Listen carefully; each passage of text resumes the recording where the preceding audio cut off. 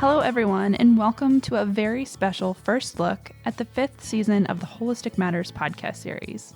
My name's Kara Cradle, and I'm here with nutrition scientist and former collegiate athlete Dr. Christine Polly, and we're thrilled to be talking with two endurance athletes who are on the brink of two exciting and inspiring adventures. Hi guys, I'm Dr. Christine Polly, and I'm thrilled to be joining Kara to talk to these amazing athletes. In just a few days, on Sunday, May 30th, 2021, Cyril Derreumaux, a world record-holding rower, will attempt to kayak, solo and unsupported, all the way across the Pacific Ocean from California to Hawaii. Just a few days after, Carlo Facchino, Cyril's friend, training coach, and also a world record holder, will attempt a new speed record for a rowboat crossing, solo and unsupported, also across the Pacific Ocean from California to Hawaii. We'll talk with Cyril and Carlo about the differences between their two journeys, the role nutrition plays in their physical and mental health, and how they regulate the cycle of training, performing, and recovering. It's a great, inspiring conversation with two wonderful athletes and people that we're excited to share with all of you. Let's get started.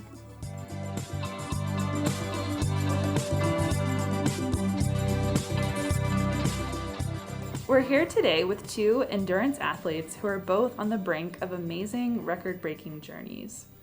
At the end of May, Cyril Derreumaux, a world record-holding rower, will attempt to kayak solo and unsupported all the way across the Pacific Ocean from California to Hawaii. Cyril, can you tell us a bit more about your journey?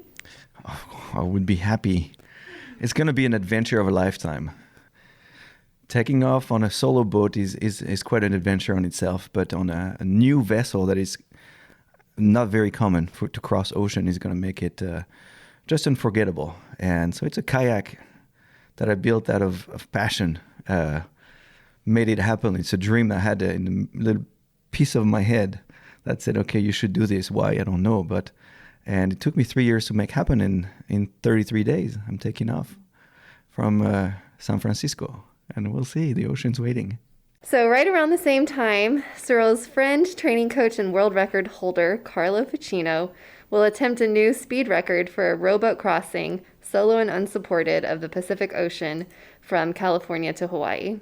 So Carlo, can you tell us a little bit more about your journey specifically? Yeah. So, I was a rower in college. So rowing has always been a very strong passion of mine. After college, I got into just doing endurance events, cycling, running endurance events.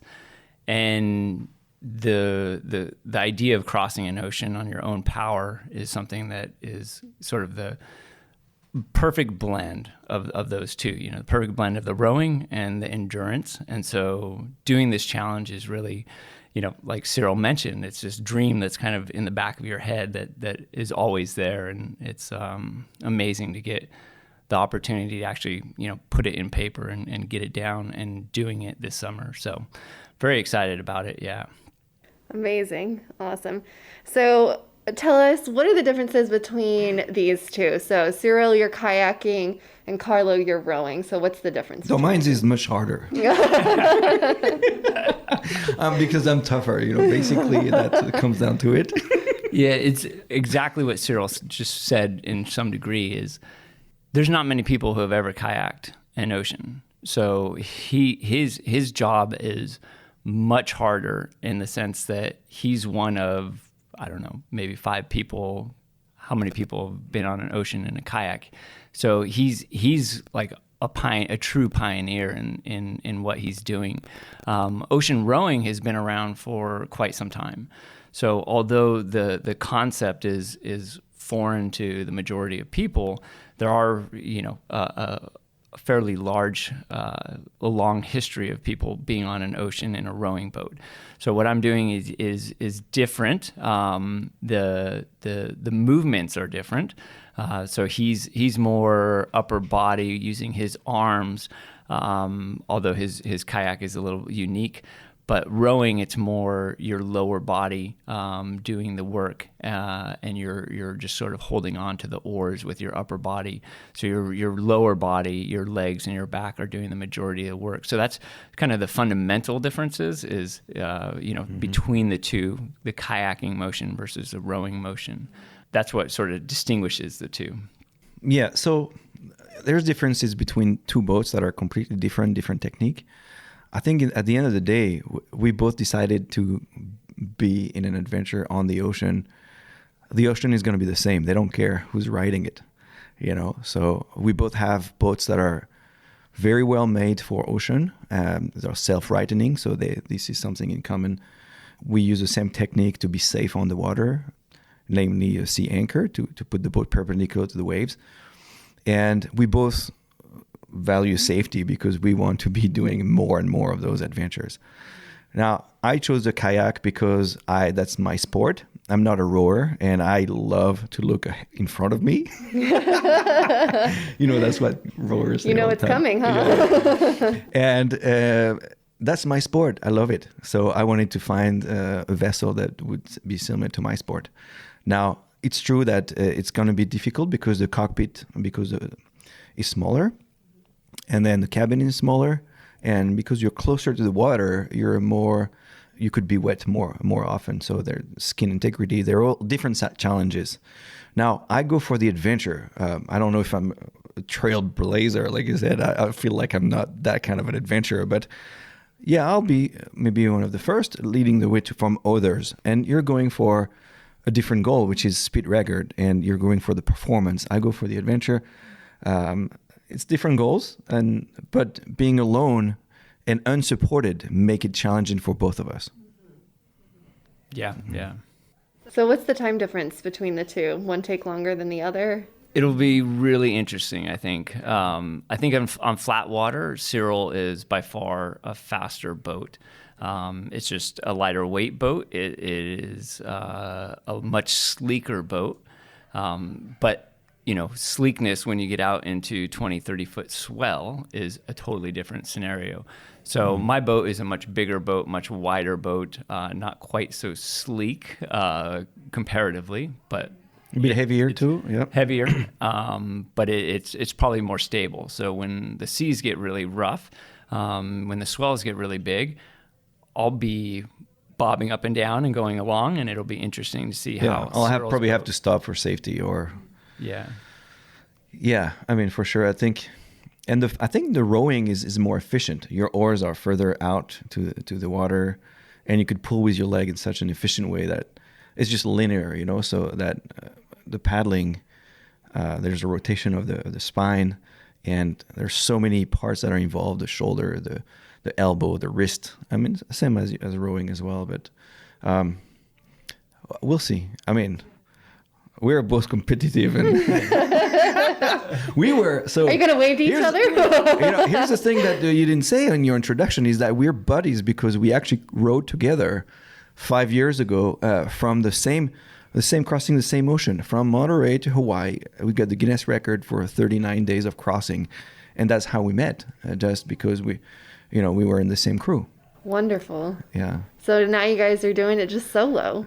Yeah, but it's fantastic that we'll be in the water at the same time. Right. That'll help me a lot. Like I'm going through a rough patch.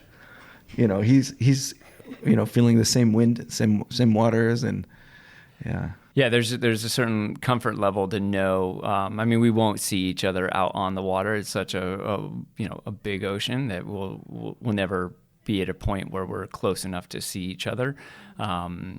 But it's amazing to just have that sort of mental reassurance, like, hey, there's somebody else out here going through the exact same thing that I'm going through. Mm-hmm. So it'll be fun to kind of have that. And we can communicate, and we'll text each other on the satellite device. Awesome. And see how we're doing. Yeah. Yeah. If you need a rope, I'll come and get you, my friend. Oh, there you go.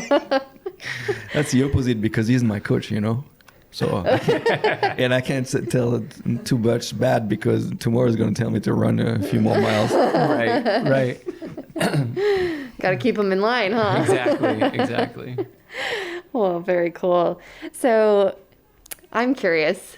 Names of the boats. Have you guys named your boat, and what's the meaning behind it? Does it have meaning behind it? Okay, so I named my boat Valentine, and Valentine is the name of my sister. And I was thinking of, usually vessels have women's name or female name. And I decided Valentine because we're 5 kids in the family. I've got 3 other brothers. And of course I had to, name Valentine. She's a dreamer like me. And she loves to sing, and she goes after her dreams singing. We're both passionate, and we're very close, obviously. And I think she'll take care of me if I name the boat after her. Oh, that's awesome. Yeah, well, I mean, one thing with boats is that typically they're named at one time, and I bought my boat from somebody else. So the boat came with a name, and kind of respecting just sort of the history of the boat and the history of the name. I'm going to keep the name. It's Liv, L-I-V, and it's Norwegian for shelter and protection, as well as life. But it's in Norwegian. It's very meaningful of being sheltered and protected, and so that name really fit. And the boat has been across the Atlantic twice, and also was a girl rowed it around Lake Michigan. So it's had its fair share of oceans and water to cross, and I'm excited to kind of give it its next chapter. Oh, that's amazing. It's very poetic. I like that.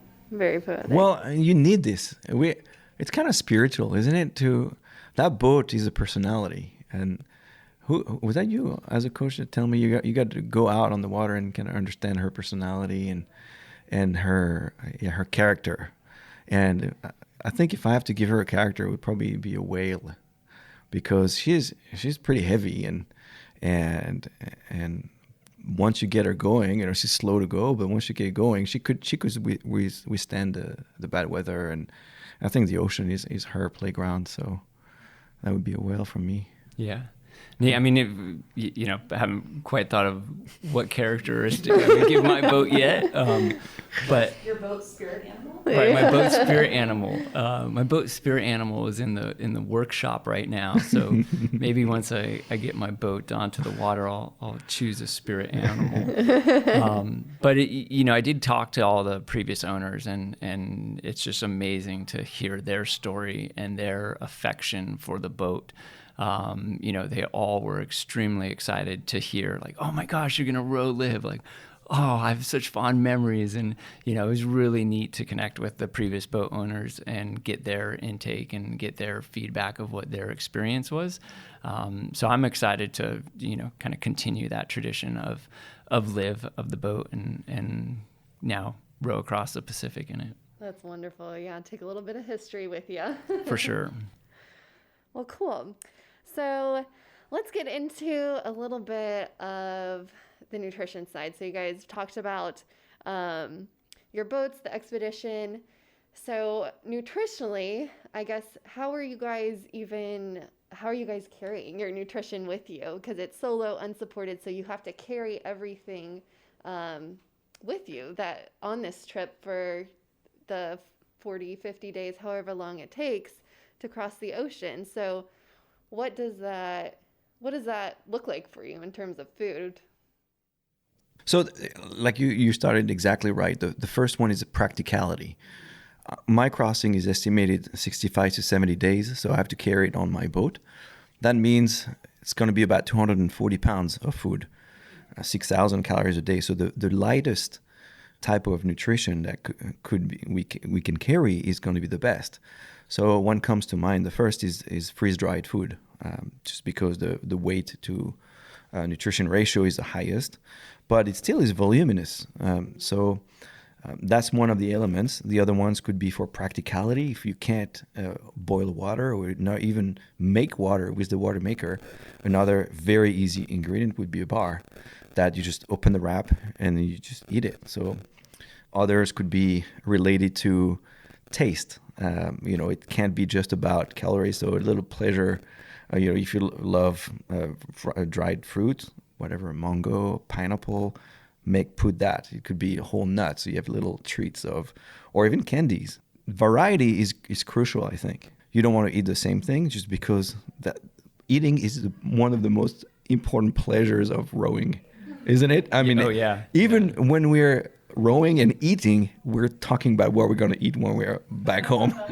It's all about eating, eh? It is. I mean, there's, you're out rowing for so many hours during the day that when you get a break, food is a very comforting thing to be eating. And so it's really something where the food that you bring, you want to make sure that it's high quality, so that you're really having that enjoyment when you're not rowing. Because in all intents and purposes, I mean, I don't want to sugarcoat it, but it's miserable out there. You're getting baked by the sun. It's extremely hot. You're wet. You're tired. You're having to row for 10 to 15 hours a day. It's if you're in that kind of misery is I think a lot of fun for me. I don't think it's a lot of fun for everybody, but it's something where the opportunity when you get a break to have good food is really key. So we put a lot of thought into the nutrition that we're bringing, or the types of food that we're bringing, so that we are having things that we can enjoy while we're out there. And my boat is a little bit different because it's bigger, so I can bring a lot more food. Cyril really has to manage weight because his boat is so much smaller, weight and volume. Yeah, I think the pleasure side is crucial. I read so many books about ocean rowing, and one of those was Ed Gillette, who actually did the kayaking expedition from Monterey to Hawaii back in 1987. And every time he would feel low in terms of his mental attitude, he said, before I take any decision or try to see what the situation, I would eat. And then after eating, your thought process is completely different. You're more making better decisions, I think, yeah? Like the Snickers commercials. Yes. Right. Yeah. Yeah, well, nutrition fuels not only your body, but your mind too. So that makes sense. So in your experience, or like for you personally, my next question is, nutrition and eating is definitely like a pleasure, especially when you're out on the ocean. But how important is it for you physically and mentally? And you just kind of touched on that with the mental aspect, making sure you eat something before you make a decision. But like, what are you, I guess, what nutritionally are you focusing on when you go on an adventure like this? Are you focusing on macronutrients like carbohydrates, fats, proteins, and like, what does that look like? And then are you looking for micronutrients as well, or not really? And just what does that look like? And I know it's limited because of, the convenience aspect. It has to be something that will last 50, 60 days. So what does that look like? Yeah, I mean, it's interesting because I think we're limited to some degree with freeze-dried foods and things that we're getting. Obviously, there's a lot of different types of freeze-dried foods, so we're looking for, the healthier freeze-dried foods and some of the premium brands and some of the other brands that are, I would say the ingredients aren't as high quality. So to me, I've looked very closely at what those freeze-dried foods are in an effort to have quality ingredients. But as far as like micronutrients, I think it's very difficult to really get those out of the freeze-dried foods. So that's where we're really relying on things like the Possible Bar that's coming along. That's where I feel like we're able to get those micronutrients that we might be missing in the freeze-dried foods. That kind of knowledge and that kind of bar coming along with us is really key, because in our previous events, we didn't quite have something like that. And, I think you could see that over the course of extended, 40 days, 39 days that it took us, our bodies took a really big toll. And so there's some people's bodies took more than others. And there's a certain amount of weight loss that can happen. So there's a lot that I'm excited for this row, because I think it'll be different in the sense that I'm bringing higher quality foods. And that'll be a real interest to how my body performs over the course of my row now versus how it did when we did the crossing in 2016. Mm-hmm. Mm-hmm. Yeah. For me, the thing is, on land, your taste buds and your what you want to eat is completely different than in the water. I remember our first crossing, Carlo. I didn't want anything fancy. I didn't want teriyaki something. I didn't want sweet. I didn't want salt. I wanted something plain, like just basic. And so for this one, obviously I need to mix and match different brands. But for me, the variety is going to be key. I don't want to have the same meal over and over, especially if I don't like it. Maybe I'll miss it. Oh, this one, I wish I had 20 of those. But in terms of macro, something happens to your body. It goes into survival mode where you're rowing, so your legs are going to be fine, and some other muscles that you don't use are going to be starting to atrophy. And for me, it's going to be the same. The muscles, like maybe the biceps, I don't use my arms at all. I might be skinny on those muscles because the body is going to say, I need the energy to go those ones that work 10 hours a day. So you do need some protein in to sustain the muscle recovery and not have muscle loss. But at the same time, there's other nutrients that are very easily accessible for digestion, like the fat content, like for example, the MCT oil or any kind of fat really, or nuts have good fat, and that's also crucial. And carbs are also very easily digested. You can extract easier than the proteins. I remember in the end, we had some meals with a lot of proteins, and it was so hard to digest. We had to drink more water because the proteins are harder to digest after 40 days. Yeah. Interesting. I guess let's take it back a little bit and talk about what your training looks like. What is your cycle of training, recovery, competition?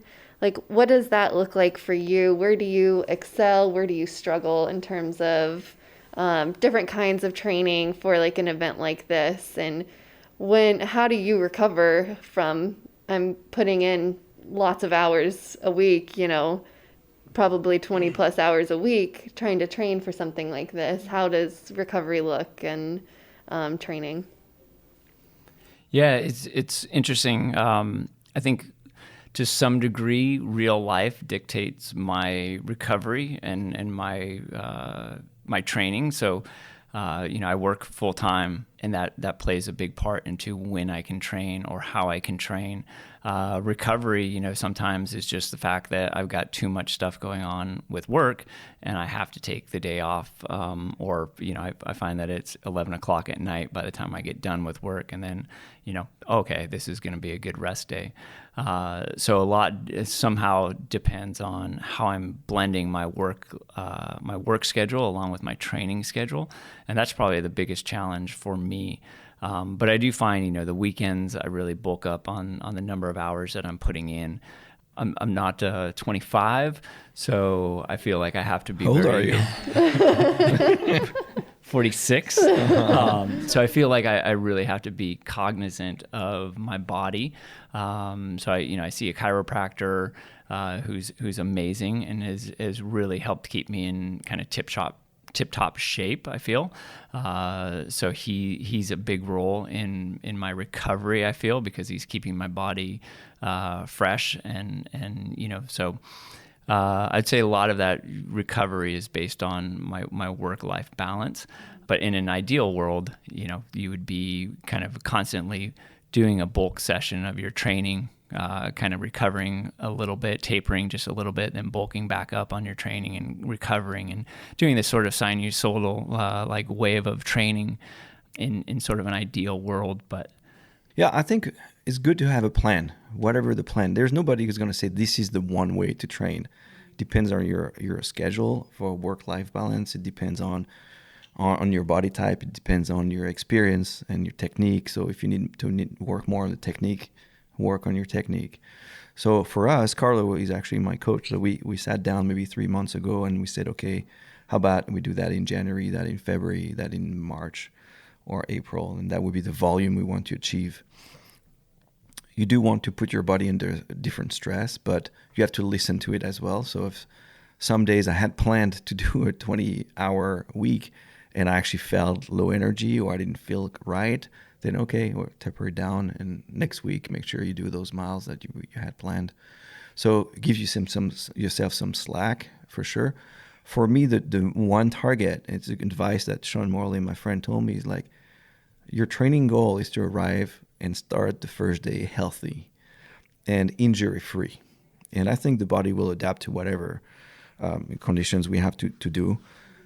There's no way to train for 14 hours a day of a daily routine of workout for 70 days. So another advice that was given by Scott Donaldson, who crossed the Tasman Sea from Australia to New Zealand in a kayak, he said, listen, if you're a complete novice in kayaking, but I put you in a boat, and I tell you, if you have to paddle those 10 hours a day or you don't make it, you're going to do it. Your body's going to adapt. Maybe it's going to take that novice 3 weeks to adapt, but your body is so surprisingly adaptable that after 3 weeks, you're going to do this 10 hours a day, and you're going to be so surprised by how far you can go. So he says, now your goal is to decrease that period of adaptation of three weeks to 1 day or 2 days. That means you have to put your tendons and joints and muscles under stress beforehand, so that when you start and you demand them that kind of workload, it feels like an easy adaptation. Yeah. Mm-hmm. Yep. Training yourself to be ready for that, and training your muscles, and most importantly, your mind as well. Yeah, I mean, you just touched on it. The mind, I think, is almost the harder part to train. I mean, getting yourself mentally prepared for the isolation, getting yourself mentally prepared for just the hours of the day that you're going to be, doing your effort, whether it's paddling or rowing. And then being able to survive the weather, because you're constantly getting wet and you're in this little tiny cabin, and so there's all this mental part that really goes into it that I think plays a really big role in how effective and how sort of successful you are in your journey is how you really adapt to that mental side. Yeah, definitely. And Carlo, I like how you pointed out, I mean, it's so interesting. You work a full work week. Like, this is not your primary thing, is going out and training every day. You work a full-time job as well. So scheduling around that, and it's amazing that you're, able to schedule around that and make this work. And it's very cool and very inspiring. Oh, there's no excuse. If you want to do it, you can't want it halfway, right? Yep. And there's people that put the work in to make it happen because they have the fire, that passion, and others didn't give excuses. It's kind of hard to say it, but life is as a way to hold you on to things sometimes you don't want to, like you have a mortgage and you have a family and then you have a full-time job and you can't travel. There's so many excuses that one can do. And sometimes people ask me, how do you do it? And I say, I can show you, but probably when I tell you you have to do. Like, you want to be as fit as you want? Okay, stop alcohol, zero sugar, stop like white bread, stop fried food, stop soft drinks. I say, no, I can't. I don't. Well, you don't want it bad enough. Sorry. Yeah, and like when I did my first crossing, I went to see my boss and I say, look, can I take 2 months off? I need 15 days before the crossing and then 40 days and 15 days after. I say, okay, but you need to accumulate the vacation. For 3 years, I didn't take any vacation, so I could take it all at one time. Then when I came back, I got fired for some reason.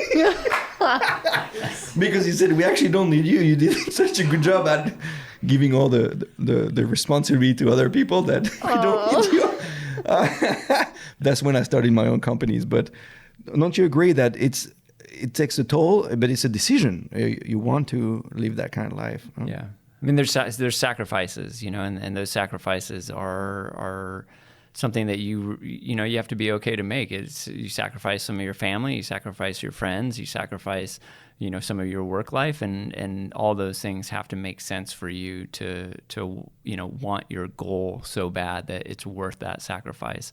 So, like Cyril said, it's what we're doing, I don't think is unachievable for, anybody who wants to do it, but there's, you have to be willing to make those sacrifices in order to get yourself to the start line. And I think that's where a lot of people, those sacrifices and obligations that you have in normal day life really, sometimes dictate how you keep putting something off and off and off. I mean, ideally I would have done this 10 years ago. And I'm here now doing it. So, I'm preaching, but I'm also a victim of my own message, in that aspect. Very awesome. You guys are very inspirational. Can you talk to us about what food or nutrition, what kind of nutrition support do you absolutely rely on? Maybe it's a specific food that you just have to have every single day, or at least once a week or something. What is that kind of Chocolate. thing? Chocolate. Okay. I'm with you there. Well, for me, it just goes along to my day. I think I can eat anything as long as it's pretty much whole food. I don't like processed foods in general, so that's one ingredient that I'm looking for.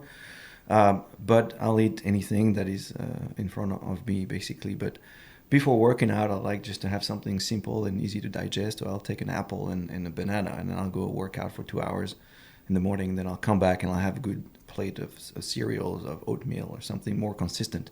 Mm-hmm. And I like to put a little bit of coconut oil to get me all the way to noon.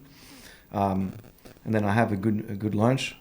Sometimes I have to skip. I'll just get a sandwich somewhere, get second workout on. And dinner, I've changed something. I've tried not to eat meat for dinner. If I have meat, I have it for lunch. And it seems to have regulated my digestion very well. I'm much more regular, and my girlfriend is vegetarian, so it works for the evening. And for me, again, fruit, veggies and whole foods is my go-to. I'm a big fan of oatmeal, so I make my own oatmeal. I love packing it full of chia seeds and pumpkin seeds and flax seeds and sunflower seeds. And so I usually start my day off that way with oatmeal. Got to get those healthy fats in. That's awesome. Definitely. With all those seeds. Definitely. And then sometimes it's just seasonal because, I've got a persimmon tree, and that's the season for that's in the late fall.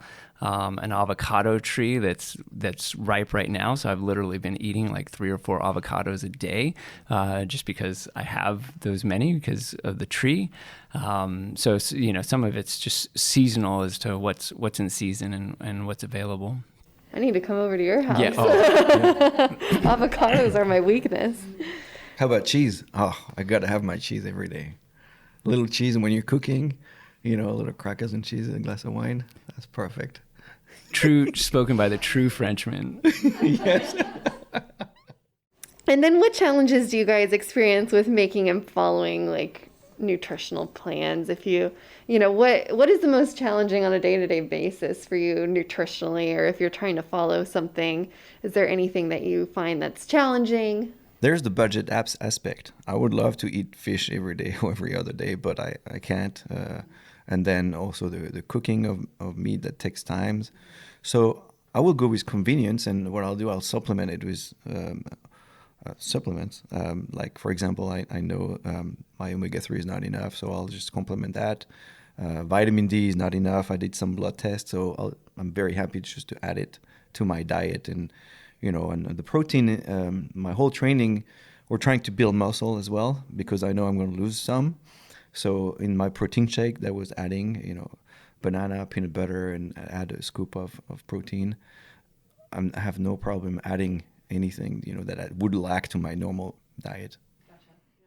Yeah, I think budget is a big one, and then just the ease of finding or getting to the store, buying organic, which I'm always buying organic if I'm going to be buying fruits and vegetables. So budget does come into play, and I think that's an area where I'm learning more and getting more into like, am I satisfying sort of the nutritional needs versus like, hey, let me just eat what I have at the house, and let me just, if there's something in the refrigerator, then that's what I'm going to eat. If there's nothing in the refrigerator, then like, oh, pasta is super easy, so then I'll eat pasta. But it's trying to really learn more so that I understand better how the foods are affecting my nutrition, which then, when you look at it as crossing an ocean, your fuel that you're putting in your body is your nutrition. And so if you're not fueling yourself properly, then it's very, easy to take away your fuel for crossing. So now I think it's something that I'm trying to be more cognizant of. And then what advice do you guys have for everyday athletes or exercise enthusiasts? Normal people. What advice? Have fun. Whatever you do, have fun in your sports, but have fun in I guess in the kitchen too. Have fun. I think it's also follow the passion. There's so much that we do just because we do it. Life is too short. Yeah. I think a lot of it is to explore your curiosity, right? So if you're curious about, rowing, if you're curious about kayaking, if you're curious about playing pickleball, like then go try it, right? I mean, it's something where you don't have to be, unfortunately, so many people get caught up in this idea that like, oh, I'm not an athlete or I'm not a runner. And really everybody is, if you walk a 5K, you're an athlete. And so that's something that I think for those people who are out there, there's an intimidation factor. And if I go to a running club, I'm going to feel intimidated, even though I know that I'm a confident runner. I'm going to feel intimidated because it's something that's unknown, and you have to put yourself out there. You have to kind of put yourself out of that comfort zone. And once you do, so much opens up because people are so friendly. People are so welcoming. You have this idea that, I'm not this or I'm not that, but really you are. And it's taking that leap of faith that you can put yourself out of that comfort zone, go try something. Who knows where it's going to, lead to. Had I never gotten into rowing in college, which was a total accident, I never would be in this position. I never would have gotten to row across the Pacific or row across the Arctic. So it's this amazing thing that has opened up because I put myself out of my comfort zone. And so really for those people who are out there, like, take that leap of faith, try something new, explore your curiosity, and you'll be amazed at how many, sort of doors open up. Mm.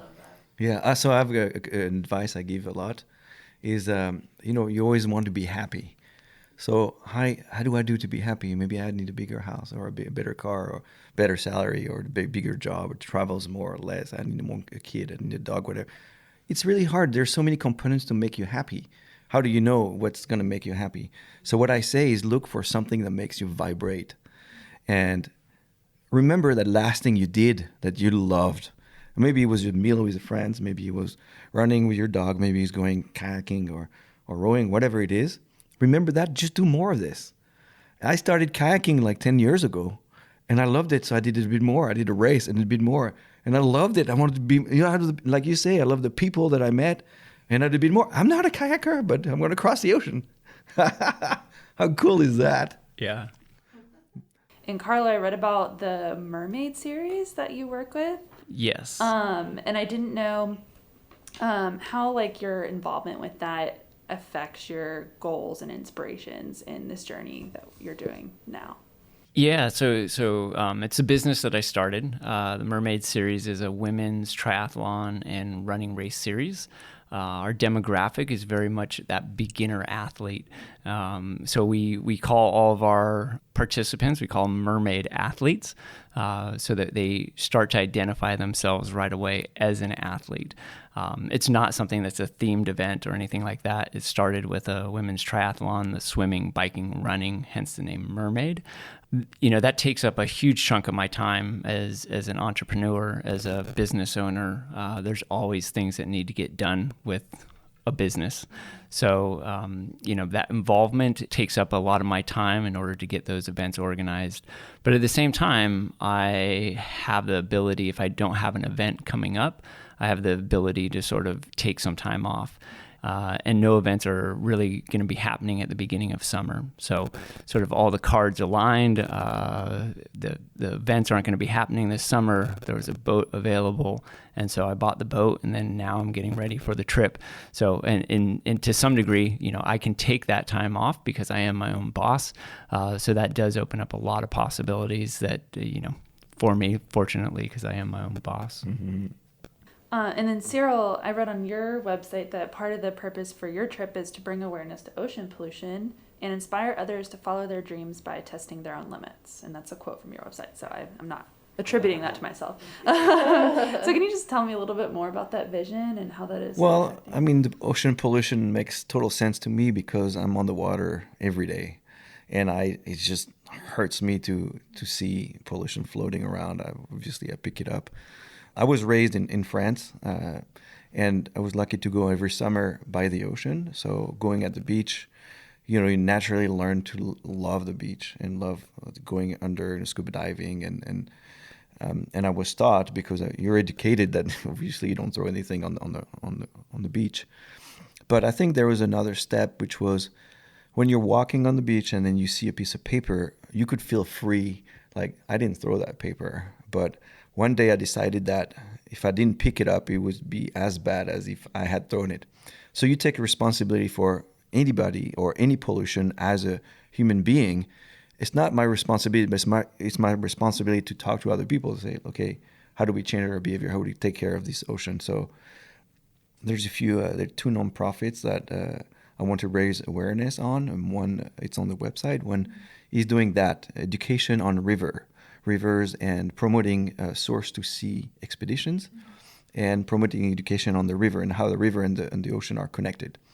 And the second one is doing something that is not very well known, but there's those ghost nets. It's basically when you fish at sea, some fishermen lose the nets, and they just get loose, and all around in the ocean they'll be gathering together because they catch each other. And then there's these nets that are just ghost nets, maybe 2, 3, 4, 5 tons big, and they're just pollution of the ocean. You never see them because they just go round and round. But what that nonprofit does, they tag them with a GPS, and then they send a big ship, and they come back with 40 tons of those ghost nets. So yeah, those two nonprofits are on the website. Now, about following your dreams, and I think this is my personality. That's what I do. I started when I was 25, a trip around the world for 1 year, backpacking, and loved it. I said, this is what I want to do. I don't want to work all my life. It's very French, like I want to work to live, not live to work. So, and then you see how just by communicating with other people, they can get inspired to do that too and to follow their dreams. And that's very inspiring to see that you can inspire other people. Like this one trip around the world I did it for $7,000, 1 year of traveling. And I took my backpack. I went to see that local school of mine because I'm from a small village in France, 5,000 inhabitants. And like there were 3 schools. And I opened the backpack, this is my shoes, this is the map on the wall, this is the countries I'm going to go, and explain to the kids. 5 years later, so I had moved to the US.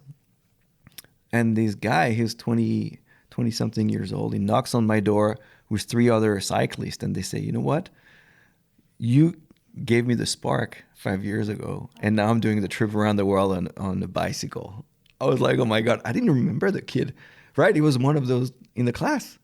And I said, this is so amazing. So now part of my time in the next 30 days and the last 6 months was to talk to schools and kids, because you never know who you're going to inspire. But one of them is going to come back 10 years from now and say, you know what, you inspired me. I love it. Yeah, I mean, Cyril talking about being inspiring and inspirational. At the beginning of this year, I did not think I was going to be doing a row. I thought I was going to be doing some other things during the summer.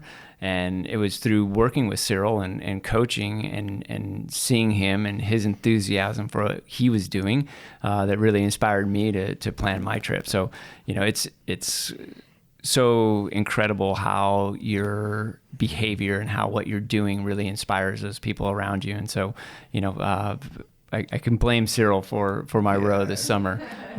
It's Well, true. you're 46 and not that old. We still have 40 years to do stuff together, my friend. And you're in trouble with me. With Carlo, I would do anything. I mean, you tell me, let's go to Alaska, anything, Africa, whatever you want. I mean, I'm signing in. Like, I don't even read the letters. Guys? Yeah. Get back from this one. We can start planning the next one. Oh, yeah. Exactly. Oh, well, so fun. Well, thank you guys both for doing this and talking with us. And best of luck. We are so excited for you and can't wait to congratulate you when you get back. Thank you so much. Yeah, thank you for having us. A huge thanks to both Cyril and Carlo on joining us for this conversation, and we wish them all the best in their upcoming adventures. Keep in touch on WholisticMatters.com for future podcast episodes about nutrition and physical activity. That's holistic with a W.